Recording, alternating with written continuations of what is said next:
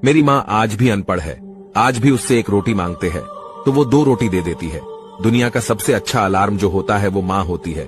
आप कहिएगा सुबह 7 बजे उठाने के लिए, वो आपको 6 बजे उठा देगी और कहेगी बेटा 8 बज गया। आपको इस दुनिया में सबसे बेहतरीन ढंग से जानती है कोई, तो आपकी माँ। वो पूरी दुनिया से आपको 9 महीने पहले से जान रही होती है।